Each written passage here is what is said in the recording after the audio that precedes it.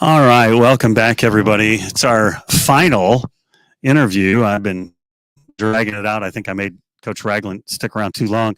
This is David Ragland. He's the head coach of the Evansville Purple Aces in second year as the head coach there. And what did you learn year one? I mean, I always think those guys that do their first year, it's just such a challenge.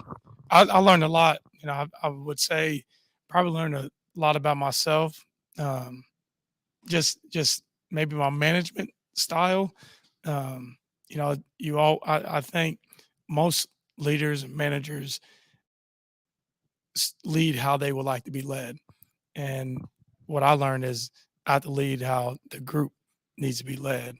And so I learned a ton about that. Just trust yourself no matter what. And then, just making sure that you find ways to empower others so that there's more of an investment. And, all those things are valuable as you continue to build a program and kind of build it and oversee it as a CEO. So you had to make some adjustment. You have some players go. You bring in some new guys. What were you looking for? What I mean is, you got the job. Maybe it was May last year, and you got to scramble and put together a team. Now, at least you've got a regular season and off season to put it together. What were you looking for? Our conference is unique. Our conference is very competitive, but extremely skilled and well scouted, well coached, and having individuals on your team that can withstand that type of not only pressure but probably physicality and consistent rigor of the season is important. And getting individuals that fit your personality as a head coach and individuals that fit one another's personality and work ethic and probably perspective of how they should be on each end of the court was important.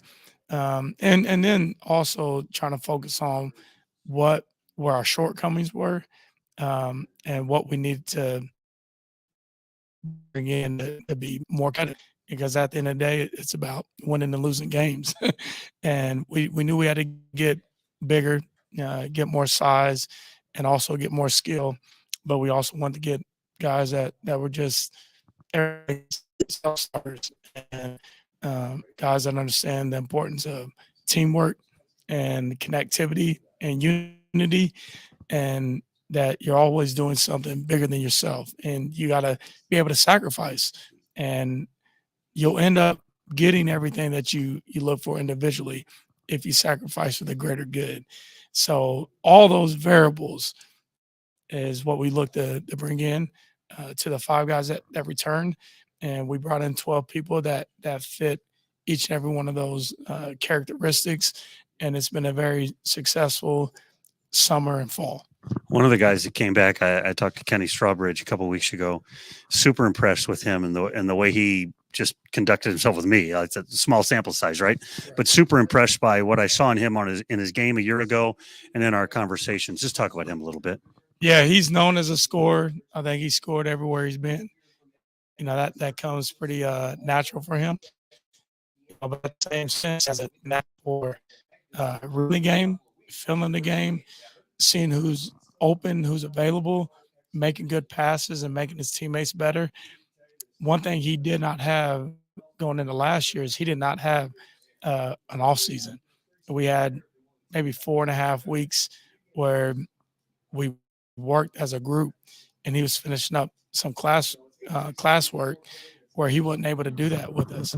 And this spring and summer, he's worked his tail off to improve himself, to improve his game, to improve his ball handling, to improve his body, and then also to be a quality leader.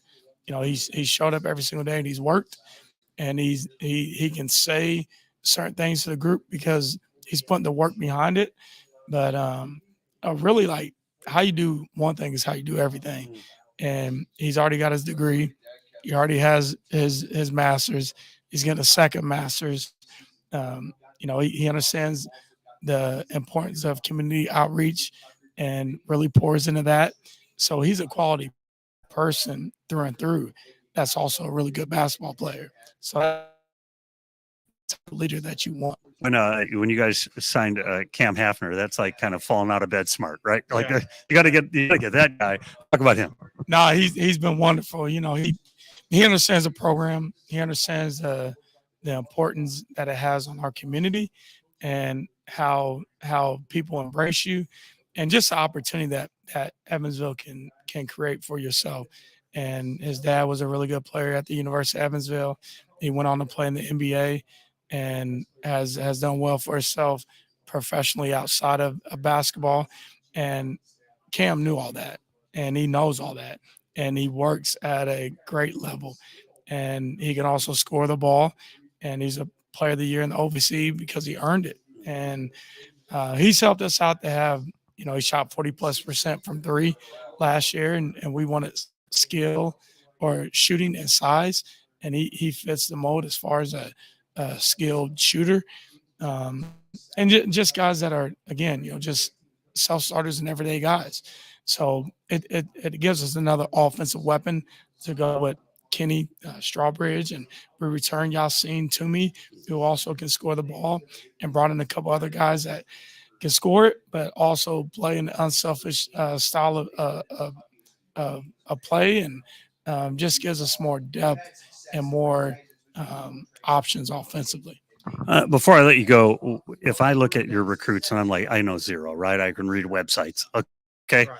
So Chucky Bailey, Yeah. if I read the websites, like he's Michael Jordan. I'm just Yeah. like, Yeah. talk to me about him. Yeah, no. First off, he's great to be around. He has an infectious personality. He's very funny. He's far from shy. And that's one thing. Like sitting in our seat with the University of Evansville, and what we inherited to what we're creating or recreating right now and reviving, is it's a challenge. It's a challenging job. It's a challenge in what we're looking to recreate. And there are one or two ways you can look at it. You either run from it or you run toward it. And Chuck is the kind of guy, he runs toward it.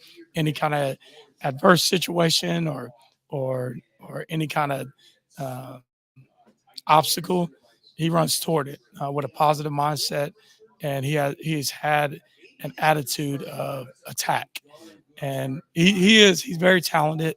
He's been recruited at a high level, but he fits us. He fits our personality. Fits the University of Evansville. He fits our community, and he fits our program. So he will help us.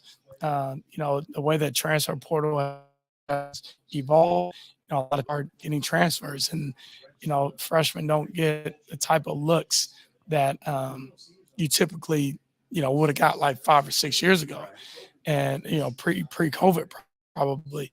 And Chuck is someone that came to us, but we've had a relationship with his father. Marcus was in a relationship with his father, played together overseas. And one of our coaches, Coach Snow, had a relationship with a coach that is sort of his mentor. I had a relationship with a mentor of his. So like that expedites the trust and the vision that he has, that he can be successful and do everything that he wants to do at the University of Evansville. And it allows us to take a person that's talented as he is as outgoing as he is, and mold and cultivate them into being the best version of himself on the court, off the court, just in his day to day, whether it's academics or in the community, just all the things that he's created to be, we can help mold him into being all of that and much more. So it's a perfect fit, and it's exciting. Love having him, and he's going to help us out a ton. So the sleeves and a game with Southern Indiana. When are those coming? One may happen sooner than the other. We definitely will play Southern Indiana. Just working through some contracts that both of us are finishing out and balancing out. Just home games to away games to MTEs to buy games, all those factors, go into play when you're trying to make that decision. But we definitely, I played for Stan at USI. That's my alma mater. I've got a ton of respect for him. That place, Southern Indiana means a ton to me. I met my wife there, and I'm from Evansville, so I know what it means to the city. I know what it means for both programs. So we're going to do it, but we just have to work through all the other variables to make sure that happens. Then the sleeves, we wore them last year for a game, and that's something we like to do annually. We just have to make sure that a place can make the right uniforms. Yes. Appreciate your time. Absolutely. Yeah. Awesome. Thanks so much. Appreciate you. I appreciate what you do for the Valley. I mean, I think you do a great job covering it.